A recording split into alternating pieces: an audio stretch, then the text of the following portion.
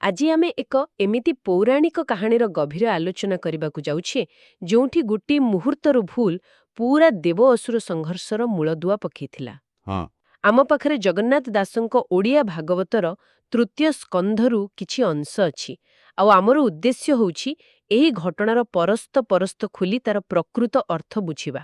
ନିଶ୍ଚିତ ଭାବରେ ଏହାକୁ କେବଳ ହିରଣ୍ୟାକ୍ଷ ହିରଣ୍ୟକଶିପୁଙ୍କ ଜନ୍ମ କାହାଣୀ କହିଦେଲେ ଏହାର ଗଭୀରତା କମ୍ ହୋଇଯିବ। ଏହି କାହାଣୀର ପ୍ରକୃତ ସୌନ୍ଦର୍ଯ୍ୟ ରହିଛି ଏହାର ଚରିତ୍ରମାନଙ୍କର, ମାନେ ତାଙ୍କର ମନସ୍ତାତ୍ତ୍ୱିକ ଦ୍ୱନ୍ଦ୍ୱ ଭିତରେ। ଦିତିଙ୍କର ଈର୍ଷା, କଶ୍ୟପଙ୍କର ଧର୍ମସଙ୍କଟ ଆଉ ଭାଗ୍ୟ ବନମ୍ ସ୍ୱଇଚ୍ଛାର ଲଢ଼େଇ। ଏକଦମ ଏସବୁ ମିଶି ଏହାକୁ ଗୋଟେ ଅସାଧାରଣ କାହାଣୀର ପରିଣତ କରେ। ବାଃ, ଏହା ଶୁଣିବାକୁ ବହୁତ ରୋଚକ ଲାଗୁଛି। ତେବେ ଚାଲନ୍ତୁ ଆରମ୍ଭରୁ ଆରମ୍ଭ କରିବା। କାହାଣୀର ଆରମ୍ଭ ହେଉଛି ଦିତି ଆଉ କଶ୍ୟପଙ୍କଠାରୁ। ଦିତି ଏମିତି କ'ଣ ଚାହୁଁଥିଲେ ଯେ ତାହା ଏତେ ବଡ଼ ସମସ୍ୟା ସୃଷ୍ଟି କଲା? ଦେଖନ୍ତୁ, ଦିତିଙ୍କର ଇଚ୍ଛାଟି ବାହାରୁ ଦେଖିଲେ ବହୁତ ସ୍ୱାଭାବିକ ଥିଲା। ସେ ଗୋଟେ ସନ୍ତାନ ଚାହୁଁଥିଲେ। ହଁ, ସେଇଟା ତ ସ୍ୱାଭାବିକ। କିନ୍ତୁ ସମସ୍ୟା ଥିଲା ତାଙ୍କ ଇଚ୍ଛାର ତୀବ୍ରତା, ତା ପଛର କାରଣ, ଆଉ ସବୁଠୁ ବଡ଼ କଥା ସମୟ। ସେ ସନ୍ଧ୍ୟା ସମୟରେ ନିଜ ସ୍ୱାମୀ ମହର୍ଷି କଶ୍ୟପଙ୍କ ପାଖକୁ ଗଲେ। ଯିଏ ସେତେବେଳେ ଧ୍ୟାନମଗ୍ନ ଥିଲେ। ହଁ, ଯଜ୍ଞଶାଳାରେ ଧ୍ୟାନମଗ୍ନ ଥିଲେ। ଆଉ ତାଙ୍କ ମନରେ ପ୍ରବଳ କାମନା ଉଠୁଥିଲା, ଯାହାକୁ ଗ୍ରନ୍ଥରେ ଅନଙ୍ଗ ବାଣ ବୋଲି କୁହାଯାଇଛି। କିନ୍ତୁ କେବଳ କ'ଣ ସେତିକି? ନା ଏହା ପଛରେ ଆଉ କିଛି ଗଭୀର କାରଣ ଥିଲା? ଏକଦମ ଠିକ୍ ପ୍ରଶ୍ନ। କେବଳ ଶାରୀରିକ କାମନା ନଥିଲା। ଦିତି ନିଜ ମନର କଥା ଖୋଲି କହିଥିଲେ। ସେ କହିଥିଲେ ଯେ ତାଙ୍କ ସପତ୍ନୀମାନେ, ମାନେ ତାଙ୍କ ନିଜ ଭଉଣୀମାନେ, ସେମାନେ ପୁତ୍ରବତୀ ହୋଇ ସୁଖରେ ଅଛନ୍ତି, ଯାହା ଦେଖି ତାଙ୍କ ମନ ଈର୍ଷ୍ୟାରେ ଜଳି ଯାଉଛି। ଆଚ୍ଛା। ଏଠାରେ ଦେଖନ୍ତୁ, ଏହା କେବଳ ଈର୍ଷ୍ୟା ନୁହେଁ, ଏହା ସେହି ସମୟର ସାମାଜିକ ଚାପର ଏକ ପ୍ରତିଫଳନ। ହଁ, ପୁତ୍ରବତୀ ହେବା ସେତେବେଳେ ଏକ ସାମାଜିକ ପ୍ରତିଷ୍ଠାର ବିଷୟ ଥିଲା। ନିଶ୍ଚଳ। ତେଣୁ ତାଙ୍କ ଇଚ୍ଛା ପଛରେ ଥିଲା ଈର୍ଷ୍ୟା, ଅସୁରକ୍ଷା ଆଉ ସାମାଜିକ ପ୍ରତିଷ୍ଠା ପାଇବାର ଏକ ତୀବ୍ର ଆକାଂକ୍ଷା। ବାସ୍ତବରେ ତେବେ ତାଙ୍କ ଇଚ୍ଛା ପଛରେ ଏତେ ସବୁ ଜଟିଳ ମାନସିକ କାରଣ ଥିଲା। କିନ୍ତୁ ଆପଣ ସମୟ କଥା କହୁଥିଲେ, ସେହି ସନ୍ଧ୍ୟା ସମୟଟାରେ ଏମିତି କ'ଣ ଖାସ୍ କଥା ଥିଲା? ଏଟା ହିଁ କାହାଣୀର ସବୁଠାରୁ ଗୁରୁତ୍ୱପୂର୍ଣ୍ଣ ଅଂଶ। ବୁଝିଲ, ବୈଦିକ ପରମ୍ପରାରେ ସନ୍ଧ୍ୟାକାଳ ଏକ ଅତ୍ୟନ୍ତ ପବିତ୍ର କିନ୍ତୁ ଭୟଙ୍କର ସମୟ। ଦିନ ଆଉ ରାତିର ମିଳନ ସମୟ। ହଁ, ଶାସ୍ତ୍ର ଅନୁସାରେ ଏହି ସମୟରେ ସ୍ୱୟଂ ଭଗବାନ ଶିବ, ଯିଏ ଭୂତ, ପ୍ରେତ, ପିଶାଚମାନଙ୍କର ଅଧିପତି, ସେ ନିଜ ଗଣଙ୍କ ସହିତ ପୃଥିବୀରେ ବିଚରଣ କରନ୍ତି। ଏହି ସମୟଟା ଧ୍ୟାନ, ଜପ, ତପ ପାଇଁ ଉଦ୍ଦିଷ୍ଟ, ଶାରୀରିକ ସମ୍ବନ୍ଧ ପାଇଁ ଆଦୌ ନୁହେଁ। ତେବେ ଏହାକୁ ହିଁ ମୁହୂର୍ତ୍ତ ଦୋଷର ଆରମ୍ଭ ବୋଲି କହିହେବ। ଏକଦମ। ଦିତି ନିଜ ତୀବ୍ର ଇଚ୍ଛା ଆଗରେ ଏହି ବ୍ରହ୍ମାଣ୍ଡୀୟ ନିୟମକୁ ସମ୍ପୂର୍ଣ୍ଣ ଭୁଲି ଯାଇଥିଲେ। ଠିକ୍ ଅଛି, ଏବେ ମୁଁ ବୁଝିପାରୁଛି। ତାହେଲେ ମହର୍ଷି କଶ୍ୟପଙ୍କ ପ୍ରତିକ୍ରିୟା କ'ଣ ଥିଲା? ସେ ତ ଜଣେ ମହାଜ୍ଞାନୀ ଋଷି ଥିଲେ। ସେ ନିଶ୍ଚୟ ସିଧା ସିଧା ମନା କରିଦେଇଥିବେ, ନୁହେଁ କି? ଏଠି ତ କାହାଣୀର ଦ୍ୱନ୍ଦ୍ୱ ଆହୁରି ବଢ଼ିଯାଉଛି। ସେ ସିଧା ମନା କଲେ ନାହିଁ। ଆଚ୍ଛା। ବରଂ ସେ ଏକ ଗଭୀର କଣକନ୍ତି ଧର୍ମସଙ୍କଟରେ ପଡ଼ିଗଲେ। ଗୋଟିଏ ପଟେ ଥିଲା ତାଙ୍କର ପତିଧର୍ମ, ଯାହା ଅନୁସାରେ ପତ୍ନୀର ଇଚ୍ଛା ପୂରଣ କରିବା ତାଙ୍କର କର୍ତ୍ତବ୍ୟ। ଆଉ ଅନ୍ୟପଟେ ଥିଲା ସାମାଜିକ ଓ ବ୍ରହ୍ମାଣ୍ଡୀୟ ନିୟମ। ଯାହା ସେହି ସମୟରେ ଏପରି କାର୍ଯ୍ୟ କରିବାକୁ ବାରଣ କରୁଥିଲା। ତେଣୁ ସେ ଦିତିଙ୍କୁ ବୁଝାଇବାକୁ ଚେଷ୍ଟା କଲେ। କେମିତି ବୁଝିଲେ? ସେ କ'ଣ କହିଲେ? ସେ ତାଙ୍କୁ ସେହି ସମୟର ଭୟଙ୍କରତା ବିଷୟରେ ସଚେତନ କରାଇଲେ। ସେ କହିଲେ, ଦେଖ, ଏ ଭୟଙ୍କର ବେଳା। ସେ ଭଗବାନ ଶିବଙ୍କର ସେହି ସମୟର ରୂପ ବର୍ଣ୍ଣନା କଲେ। ଜଟାରେ ଶ୍ମଶାନର ଧୂଳି, ସାରା ଶରୀରରେ ଭସ୍ମ, ଆଉ ସେ ନିଜ ବାହନ ବୃଷଭ ଉପରେ ବସି ନିଜ ଭୂତପ୍ରେତ ଗଣଙ୍କ ସହ ବୁଲୁଛନ୍ତି। ମାନେ ସେ ବୁଝେଇବାକୁ ଚାହୁଁଥିଲେ ଯେ ଏହା ଏକ ଆଧ୍ୟାତ୍ମିକ ଶକ୍ତିର ସମୟ। ଏକଦମ। ଏହାକୁ ଶାରୀରିକ କାର୍ଯ୍ୟରେ ନଷ୍ଟ କରିବା ଉଚିତ ନୁହେଁ। ସେ କହିଲେ, ତୁମ ଇଚ୍ଛା ମୁଁ ନିଶ୍ଚୟ ପୂରଣ କରିବି, କିନ୍ତୁ କିଛି ମୁହୂର୍ତ୍ତ ଅପେକ୍ଷା କର। କିନ୍ତୁ ମୋର ଅନୁମାନ ଦିତି ଶୁଣିବା ଅବସ୍ଥାରେ ନଥିଲେ। ଆଦୌ ନୁହେଁ। ଭାଗବତରେ ତାଙ୍କୁ ସେହି ସମୟରେ ଉନ୍ମତ୍ତ ତରୁଣୀ ବୋଲି ବର୍ଣ୍ଣନା କରାଯାଇଛି। ଉନ୍ମତ୍ତ ତରୁଣୀ? ହଁ, ଅର୍ଥାତ୍ ଯିଏ ନିଜ ହିତାହିତ ଜ୍ଞାନ ହରାଇ ବସିଛି। ସେ କୌଣସି କଥା ଶୁଣିଲେ ନାହିଁ। ଲଜ୍ଜା ତ୍ୟାଗ କରି ସେ ଜବରଦସ୍ତ ନିଜ ସ୍ୱାମୀଙ୍କ ବସ୍ତ୍ର ଧରି ଟାଣିବାକୁ ଲାଗିଲେ। ଆଚ୍ଛା। ତାଙ୍କର ଆବେଗ ତାଙ୍କ ବିବେକ ଉପରେ ସମ୍ପୂର୍ଣ୍ଣ ହାବି ହୋଇଯାଇଥିଲା। ଏହା ତ ବଡ଼ ଅଜବ ପରିସ୍ଥିତି। ତେବେ ଶେଷରେ କ'ଣ ହେଲା? କଶ୍ୟପ ଜଣେ ମହର୍ଷି ହୋଇ ମଧ୍ୟ ଏଥିରେ କ'ଣ କେବଳ ଦିତିଙ୍କର ଦୋଷ ଥିଲା? ଏଇଟା ଏକ ବହୁତ ଗୁରୁତ୍ୱପୂର୍ଣ୍ଣ ପ୍ରଶ୍ନ। ଦେଖନ୍ତୁ, ଶେଷରେ ମୁନି ଏହାକୁ ଦୈବ ବା ଈଶ୍ୱରଙ୍କର ଇଚ୍ଛା ବୋଲି ଭାବି ଦିତିଙ୍କର ଇଚ୍ଛା ପୂରଣ କଲେ। ମାନେ ଭାଗ୍ୟ। ହଁ, ଏହା ଭାଗ୍ୟ ଏବଂ ଇଚ୍ଛାର ଜଟିଳ ସମ୍ପର୍କକୁ ଦର୍ଶାଏ। ହୁଏତ ସେ ଭାବିଲେ ଯେ ଏହି ଘଟଣା ଘଟିବା ନିଶ୍ଚିତ, କିନ୍ତୁ ସେ ଏହି କାର୍ଯ୍ୟରେ ଆଦୌ ସନ୍ତୁଷ୍ଟ ନଥିଲେ।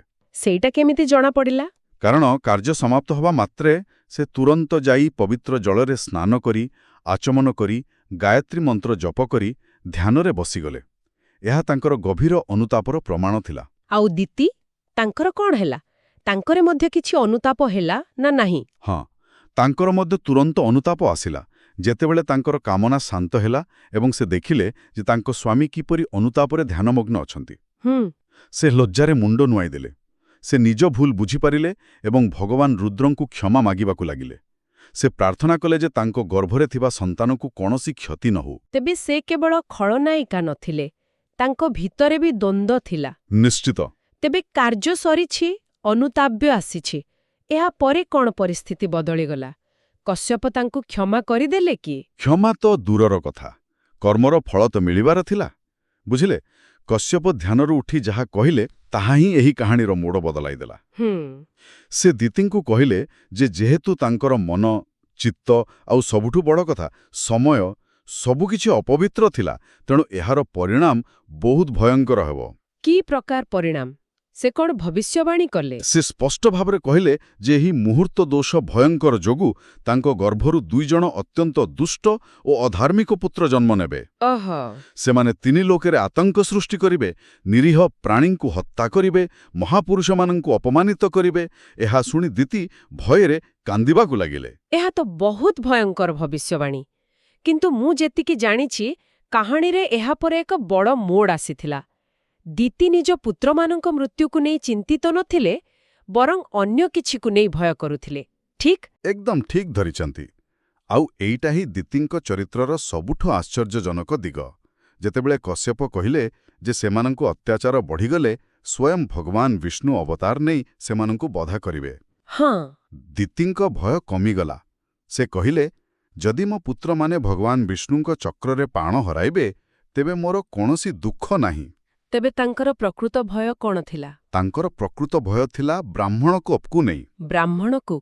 ଏହାର ଅର୍ଥ କ'ଣ? ବିଷ୍ଣୁଙ୍କ ହାତରେ ମୃତ୍ୟୁ ଆଉ ବ୍ରାହ୍ମଣଙ୍କ ଅଭିଶାପରେ ମୃତ୍ୟୁ ଭିତରେ ଏତେ କ'ଣ ଫରକ? ବହୁତ ବଡ଼ ଫରକ। ସେହି ସମୟର ବିଶ୍ୱାସ ଅନୁସାରେ ଭଗବାନ ବିଷ୍ଣୁଙ୍କ ହାତରେ ମୃତ୍ୟୁ ହେଲେ ଶତ୍ରୁକୁ ମଧ୍ୟ ମୋକ୍ଷ ମିଳେ, ସେ ବୈକୁଣ୍ଠକୁ ଯାଏ। ଆଚ୍ଛା। କିନ୍ତୁ ଯଦି କେହି ଜଣେ ତପସ୍ୱୀ ବ୍ରାହ୍ମଣଙ୍କ ଅଭିଶାପରେ ମରେ, ତେବେ ତାକୁ ନର୍କ ଯିବାକୁ ପଡ଼େ। ଓହୋ, ମାନେ ଦିତି ନିଜ ପୁତ୍ରମାନଙ୍କର ଅଧାର୍ମିକ ଜୀବନ ସତ୍ତ୍ୱେ ସେମାନଙ୍କର ମୋକ୍ଷ ଚାହୁଁଥିଲେ? ହଁ, ଏହା ତାଙ୍କର ଭଗବାନ ବିଷ୍ଣୁଙ୍କ ପ୍ରତି ଥିବା ଗଭୀର ଆସ୍ଥା ଆଉ ମାତୃହୃଦୟର ପରିଚୟ ଦିଏ। ବାଃ, ଏହା ତ କାହାଣୀକୁ ଏକ ସମ୍ପୂର୍ଣ୍ଣ ନୂଆ ଦୃଷ୍ଟିକୋଣ ଦେଉଛି। ତେବେ ଦିତିଙ୍କର ଏହି ଅନୁତାପ ଆଉ ବିଷ୍ଣୁ ଭକ୍ତିର କିଛି ପ୍ରଭାବ ପଡ଼ିଲା କି? ନିଶ୍ଚୟ ପଡ଼ିଲା। ଦିତିଙ୍କର ଏହି ପରିବର୍ତ୍ତିତ ମନୋଭାବ ଦେଖି କଶ୍ୟପ ପ୍ରସନ୍ନ ହେଲେ ଆଉ ଭବିଷ୍ୟବାଣୀରେ ଏକ ବଡ଼ ଆଶୀର୍ବାଦ ଯୋଡ଼ିଲେ। କ'ଣ ଥିଲା ସେ ଆଶୀର୍ବାଦ? ସେ କହିଲେ, ତୁମର ଅନୁତାପ ଆଉ ଭଗବାନଙ୍କ ପ୍ରତି ଥିବା ଭକ୍ତି ଯୋଗୁଁ ତୁମ ବଂଶରେ ଏକ ମହାନ ଘଟଣା ଘଟିବ। ତୁମର ଏହି 2 ପୁତ୍ରଙ୍କ ମଧ୍ୟରୁ ଜଣକର ପୁତ୍ର, ମାନେ ତୁମର ନାତି, ଜଣେ ମହାଭାଗବତ ହେବ। ମହାଭାଗବତ? ଏହାର ଅର୍ଥ କ'ଣ? ଏହା କ'ଣ କେବଳ ଜଣେ ଭଲ ଭକ୍ତ ହେବାକୁ ବୁଝାଏ? ନା, ଏହା ତାଠାରୁ ବହୁତ ଅଧିକ।